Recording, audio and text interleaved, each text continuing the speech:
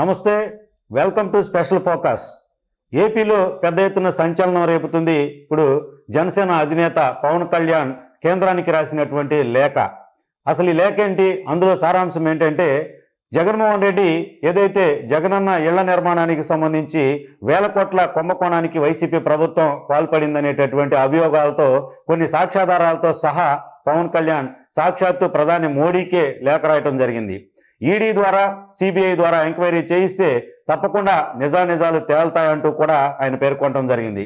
దీనికి సంబంధించి ప్రస్తుతం ఏదైతే రాజధాని అంతర్భాగంగా ఉన్నటువంటి తాడికొండ నియోజకవర్గానికి సంబంధించినటువంటి సీనియర్ టీడీపీ లీడర్ తోకల రాజవర్ధన్ గారు మనతో ఉన్నారు. అసలు ఈ యొక్క ఇళ్ల నిర్మాణానికి సంబంధించినటువంటి ప్రక్రియ ఎలా జరిగింది, దీని వెనుక పవన్ కళ్యాణ్ ఆపాదించినటువంటి ఏదైతే ఆరోపిస్తున్నటువంటి లేఖ రాసినటువంటి ఆరోపణలో ఉన్నటువంటి అంశాలకు సంబంధించి మనం డిస్కస్ చేద్దాం. దానికి సంబంధించి సార్ రాజవర్ధన్ గారు నమస్తే సార్. సార్, ప్రస్తుతం ఏదైతే పవన్ కళ్యాణ్ లేఖ ఇప్పుడు కలకలం రేపుతుంది. ఒకవేళ కేంద్రం స్పందించి ప్రధాని స్పందించి సిబిఐ ఈడీలను కనుక రంగంలోకి దింపితే ఎలాంటి నిజాలు బహిర్గతమయ్యే పరిస్థితి ఉంటుంది? అసలు ఇది ఒక భారీ కుంభకోణం అనటానికి మీ దగ్గర ఏమన్నా సమాచారం ఉందా? సార్ వేణుగారు, మనం చూస్తే ఈ ఆంధ్రప్రదేశ్లో జగన్మోహన్ రెడ్డి గారు అధికారంలోకి వచ్చిన తర్వాత జగనన్న కాలనీలు కాదు, జగనన్న ఊళ్ళు కడుతున్నాడు అని చెప్పి పబ్లిసిటీ ఇచ్చుకుంటూ వచ్చారు.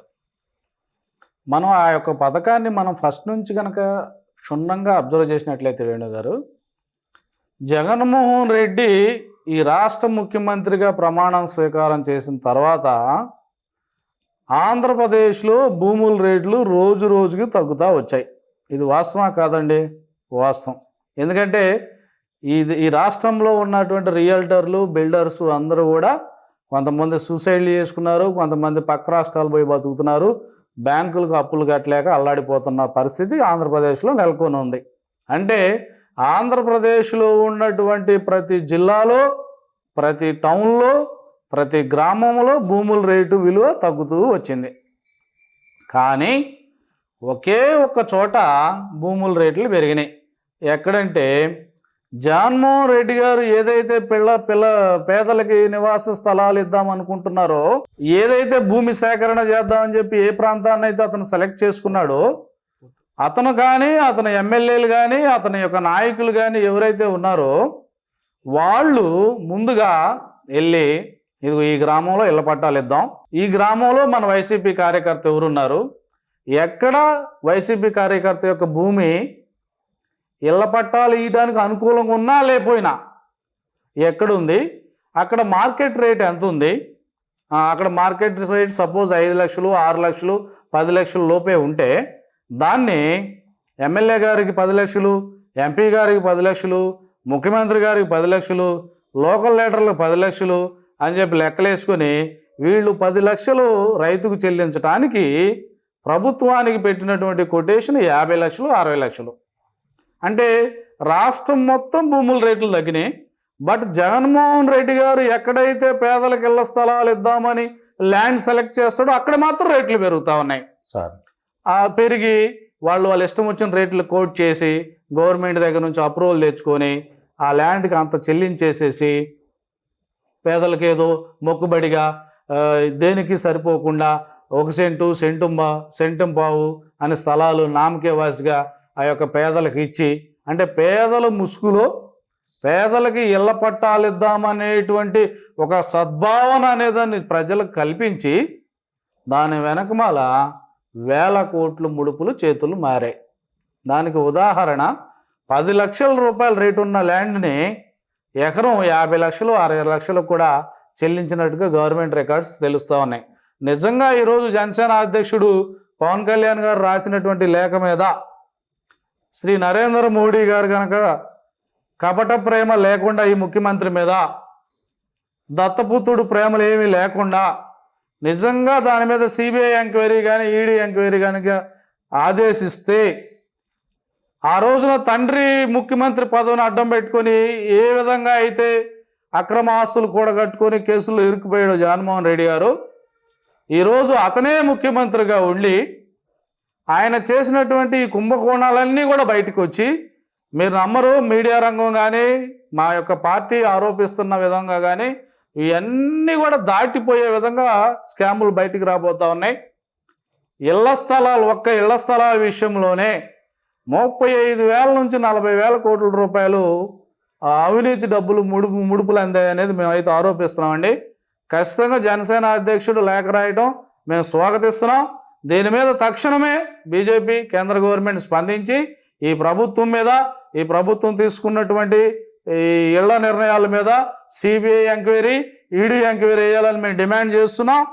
అందులో ఖచ్చితంగా ఏదైతే పేదల డబ్బులు ఈ రాష్ట్ర ఖజానా నుంచి దొంగిలించారో వాటన్నిటిని కూడా రికవరీ చేయాలని తెలుగుదేశం పార్టీ తరఫున మేము యొక్క కేంద్ర ప్రభుత్వాన్ని డిమాండ్ చేస్తూ ఉన్నామండి. రాజవర్ధన్ గారు, ప్రస్తుతం చూస్తే రాష్ట్రంలో ఏదైతే ఇళ్ల నిర్మాణానికి సంబంధించి జరిగినటువంటి ఏదైతే పవన్ కళ్యాణ్ లేఖలో ఉన్నటువంటిది ఇది ఒక భారీ కుంభకోణం అనేటటువంటిది ప్రస్తుతం చూస్తున్నటువంటిది. గతంలో రాజశేఖర్ రెడ్డి ముఖ్యమంత్రిగా ఉన్నప్పుడు చాలా స్కాముల్లో ఇలాగే తెర వెనక ఒక పథకాల వెనక అలాగే ఏదైతే ఇచ్చినటువంటి ల్యాండ్స్ వెనక చేతులు మారిన ముడుపులు పెద్ద ఎత్తున అనేటటువంటిది సిబిఐ కేసులు, ఈడీ కేసులు జగన్మోహన్ రెడ్డి పైన ఇప్పటికీ నడుస్తున్నాయి. ఒక పక్క కేసుల్లో ఉండి ప్రతి నెలకు కొన్ని వాయిదాలకు వెళ్ళి వస్తున్నటువంటి పరిస్థితుల్లో ముఖ్యమంత్రి అయినటువంటి జగన్మోహన్ రెడ్డిలో మార్పు రాకపోవటాన్ని ఎలా భావించవచ్చు అంటారు? ఒకవేళ ఇది స్కామ్ అయితే కనుక మీరు ఆరోపిస్తున్నారు. అంటే ఇక్కడ వేణుగారు ఒకటండి, జగన్మోహన్ రెడ్డి గారు అతను నేర స్వభావం కలిగినటువంటి వ్యక్తి. అంటే తెలియక తప్పు చేసినటువంటి నేరస్తుడు కేసు అయినప్పుడు లేకపోతే పెద్దలు ఎవరన్నా మందలించినప్పుడు, కోర్టులు కానీ పోలీస్ స్టేషన్స్ కానీ మందలించినప్పుడు మారేటువంటి అవకాశాలు ఉంటాయి. కానీ జగన్మోహన్ రెడ్డి గారు కనుక వ్యక్తిత్వం చూసుకున్నట్లయితే మనం అనాది కాలం నుంచి, అంటే అతను యుక్త వయసు నుంచే నేర స్వభావం కలిగినటువంటి ఒక దృక్పథంతో పెరిగి ఉన్నాడు.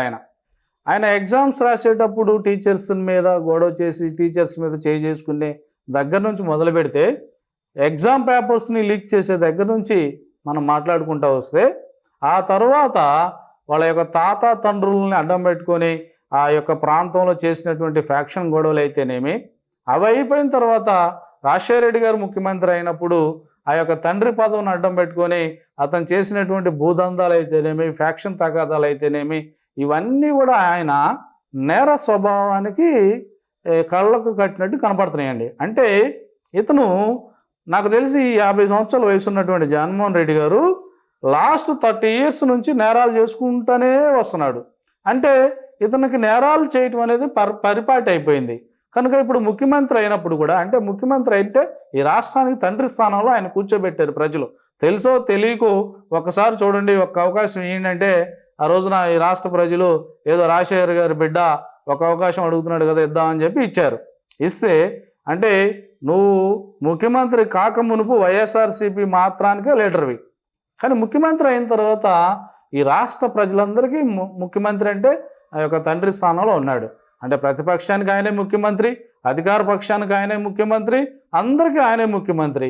ఒక కుటుంబానికి తండ్రి అనే వ్యక్తి పిల్లలు చిన్న చిన్న పొరపాట్లు ఏదైనా చేసినా కూడా ఆ యొక్క పిల్లల్ని పిలిచి మందలించి వాళ్ళని సరైన గాడిలో నడిపించాల్సినటువంటి తండ్రి స్థానంలో ఉన్న ముఖ్యమంత్రి ఇతనే భూదందాలు చేస్తూ, ఇతనే శాండ్ మాఫియా నడిపిస్తూ, ఇతనే లిక్కర్ మాఫియా నడిపిస్తూ, ఇతనే పరిపాలన మొత్తాన్ని ఏదో 2-3 చేతుల్లో తెచ్చేసుకొని అన్ని వ్యవస్థల్ని నిర్వీర్యం చేసేసి మంత్రులందరినీ డమ్మీని చేసేసి